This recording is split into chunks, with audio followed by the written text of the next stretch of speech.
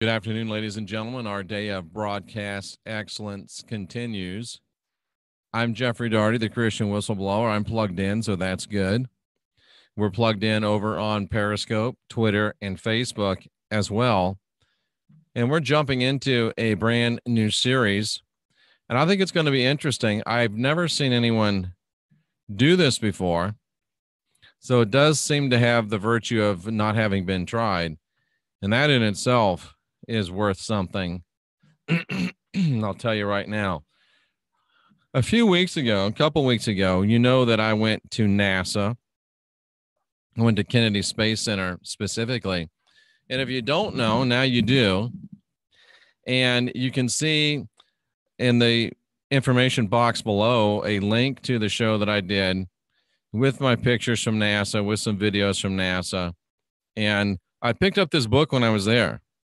It's the Mission Patch Handbook, Human Spaceflight Mission Patch Handbook. And basically it has all of the patches for all of the missions that have every U.S. space mission.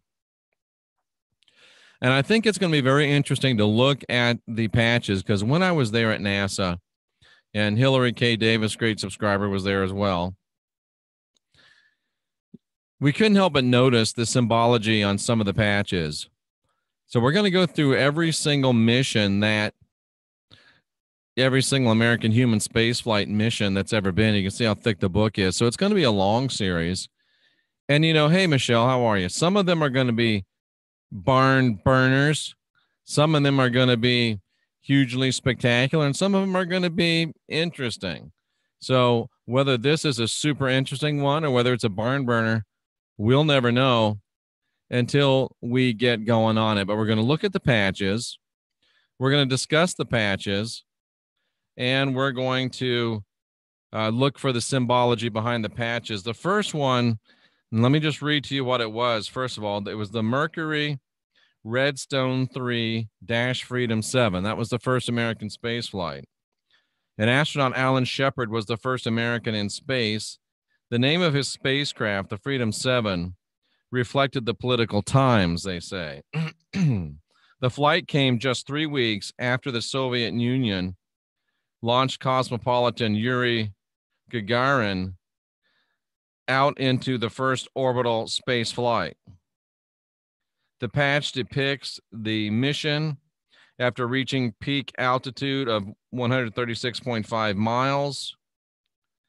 And it's dark in here, 5,180 miles per hour. The Mercury capsule landed in the Atlantic Ocean, 307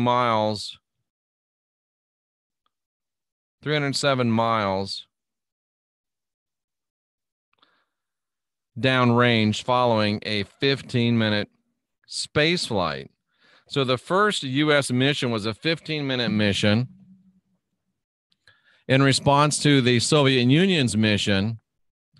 And let's take a look at this patch and see what, if anything, we can glean from the symbolism in this patch. So here, ladies and gentlemen, is the patch, the Mercury 3 patch. And I'm going to try to be as objective as I possibly can. I'm going to try to be as open-minded as I possibly can. And I'm going to try to take into consideration all of the various viewpoints. Now, when I was at NASA, I got a look at one of these Mercury capsules. And from looking at it, as a former C-130 crew chief, looking at the craft itself, looking at the interior of the craft, such as you're able to, looking at the structure and all of the accoutrements of the craft, it looked to me like a functional spacecraft, plain and simple. It looked to me like something that was functional. It looked to me like something that could fly. It looked to me like it was supposed to look. And that's, based on 6 years of looking at aircraft and looking in cockpits and looking in components and fixing them, constructing them, deconstructing them. I even worked in the isochronal inspection docks where we would literally take the plane apart piece by piece, x-ray it, inspect it, put it back together. Long story short, I know what a I know what an aircraft should look like. I know what a functioning airframe should look like. And the Mercury capsule, based on my somewhat expert opinion, at least my experienced opinion, did appear to me to be a legitimate spacecraft. Now we start looking at the symbolism of this patch. And of course, you've got, this is supposed to be Florida, not a great looking Florida. And it went up for about 15 minutes, 307 miles, came down, splashed down into the Atlantic Ocean. So that's rather straightforward imagery. Freedom, of course, talking about really dealing with the political situation with the Soviet Union. The 7 is interesting. 7 being a divine number, 7 being a prime number. And then Mercury 3, I don't know why it was called Mercury 3. There was no Mercury 2. There was no Mercury 1. And of course, Mercury was the messenger of the gods. Mercury of the winged heels that could fly and take a message very, very fast. So whether they're trying to say it was a messenger of the gods or not really sure. Shepherd, the Lord is my shepherd. We could read that into it. And if I were a flat earth enthusiast, which I'm not, if I were a flat earth enthusiast, and to be completely objective, if I were a flat earth enthusiast, I would point out the fact that it looks like this capsule blasted off, stayed within the firmament, and came and splashed down.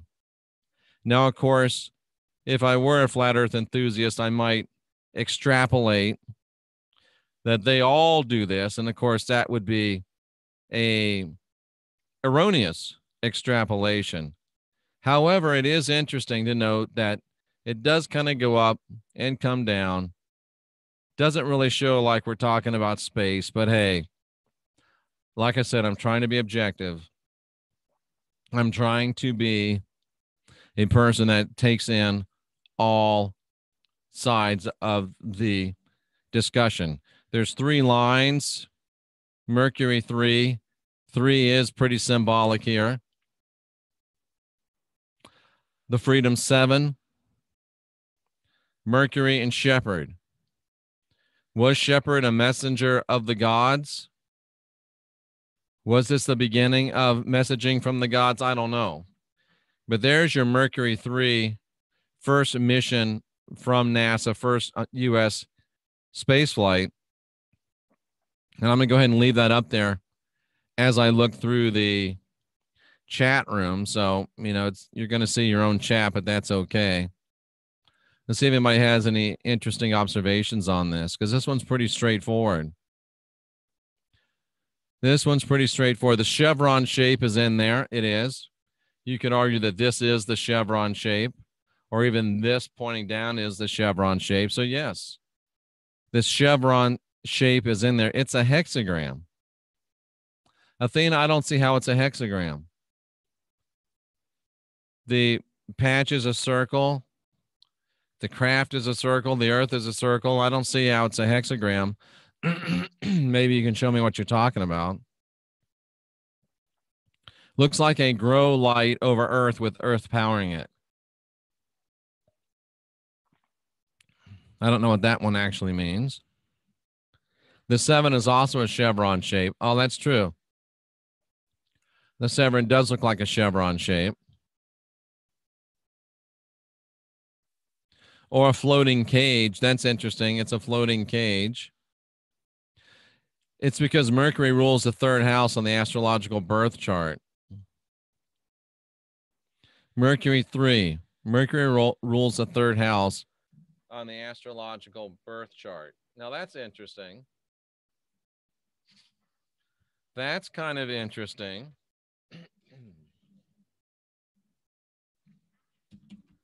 Where's my numerology page when I need it? Here it is. Let's take a look at the numerology of it really quickly and see what, if anything, there is there of note. The 3, what do we know about a 3? The 3 is associated with the planet Mars. So even from the beginning, was our space program thinking about Mars? The number 3 is associated with the planet Mars. The number 7 is associated with the planet Saturn. Now we're getting somewhere. Now we're getting to some interesting stuff. Mercury 3, the 3 correlates with the planet Mars, and the 7 correlates with the planet Saturn. Now we're getting somewhere interesting. So from the very beginning, U.S. space centering on Mars, centering on Saturn. That's very, very interesting stuff. Just some basic numerology. The positive aspects of a 3, imagination, inspiration, optimism. That's what a lot of this was about during the time of the Soviet Union. Negative aspects, overambitious. I guess we could spend some time talking about that. Its gemstone is a ruby. Its color is red, pink, crimson. We've got a red circle around it, but curiously no pink and really no crimson. I want to know what day it took off. It took off on February 20th, 1962.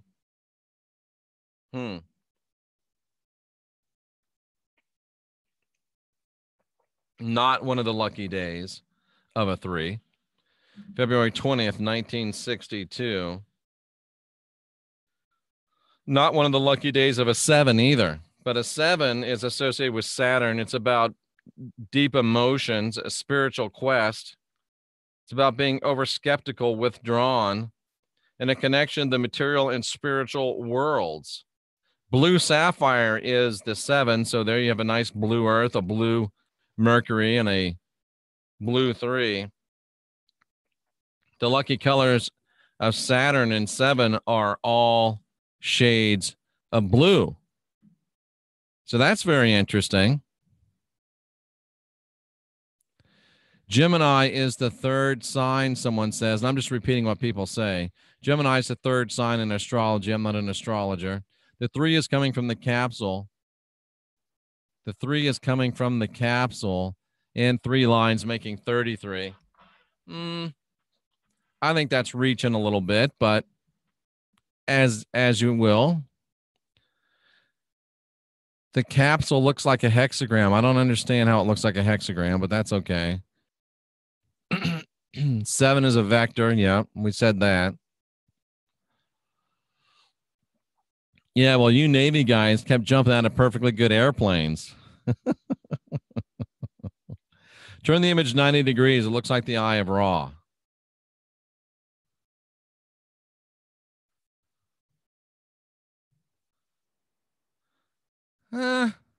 Maybe. That's interesting. That's worth doing anyway. Let's do that.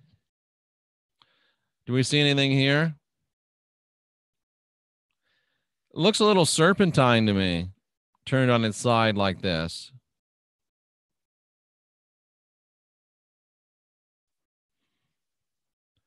Turned upside down. There's a hook. Are they trying to hook us into believing something? Interesting. Still looks a little serpentine to me. Predictive programming. Mars is number 1. Well, according to my chart, Mars is associated with the number 3. And I think that's very correct. 1 is associated with the sun. So I think you're off a little bit on that. The 3rd day of the week. Oh, it was launched on the 3rd day of the week. Monday, Tuesday, Wednesday. Was it launched on Wednesday? Did we say Wednesday? February 2nd, 1962. Is that if that was a Wednesday? I was looking for a snake or a lamb with the tongue out. Interesting. Crimson blood. Red circle on the outside could be Mars or Mercury, and blue is Earth. Interesting.